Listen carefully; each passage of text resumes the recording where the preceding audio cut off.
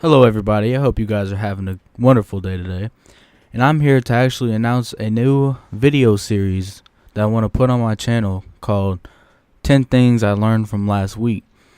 And I'm making this because who doesn't want to learn knowledge? And plus, I just recently graduated high school, so I just thought about why not. Some of these things I kind of already knew, I just didn't really dig deeper into, so I wasn't really sure, how I should approach the topics, but I'm just going to start with two simple ones for right now. And the first one is being that I learned that mold and algae can trigger allergies. Like, it kind of makes sense. Like, I know mold can kind of trigger, allergic reactions and stuff. But to be honest, I just never put two and two together that, they can trigger allergies.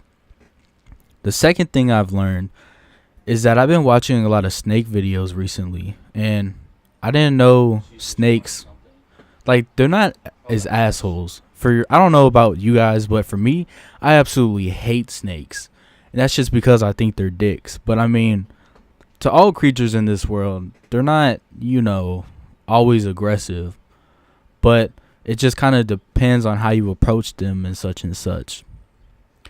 Now, the third one is going to be about a composite called hempcrete.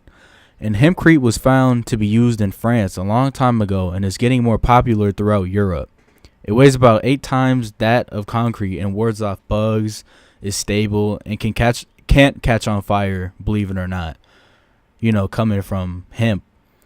But if the process is worked on, it can stop the killing of trees and be used in housing structures. And it also contains little to none levels of THC. Something else that I learned about, which I should have learned in biology class, is what protoplasm was. Protoplasm is the colorless living content of a cell that is surrounded by a plasma membrane. It is structurally similar to nucleoplasm, cytoplasm, and something called chromatoplasm, which I've never heard of in my entire life. Another thing I learned, not necessarily last week, but pretty much a couple weeks ago, is something called credit card churning. And credit card churning is a good way for youngins to try and start out with good credit score. Or anyone actually trying to get good credit score. Basically, you get one credit card and you put normal everyday items on it and pay it off at the end of the month. And over time, you get more credit cards and you just continue to pay them off and put simple stuff on them. And eventually, banks will love you and give you just about any loans for businesses, companies, pretty much whatever, as long as you keep the process going.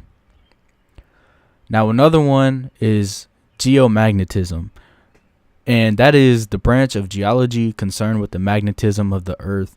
And I haven't really read in on anything about it yet, but I've heard that there's multiple theories on Earth's magnetic field and such like that. Something else that's kind of controversial, because all my teachers, like science teachers, will say that sugar causes diabetes, believe it or not. But I've actually learned that sugar doesn't cause diabetes. It only helps advance it, because if you gain more weight, which sugar does, it increases the risk. And although type 1 diabetes is unknown to what causes it, it has been proven to be hereditary along with type 2. And your pancreas actually controls your insulin levels, which can fail and lead to you getting diabetes. In case you don't know what insulin is, it helps with the removal of sugars. Why do you rush like that? Another law that I've actually learned is the law of attraction. And the law of attraction is the belief that by focusing on positive or negative thoughts, a person brings positive or negative experiences into their life, which is actually pretty interesting if you think about it. I actually got recommended to watch a documentary about this, so it could be in a future episode. I actually heard that it helped change the person's life, believe it or not. And another topic I learned was that give me just a quick second.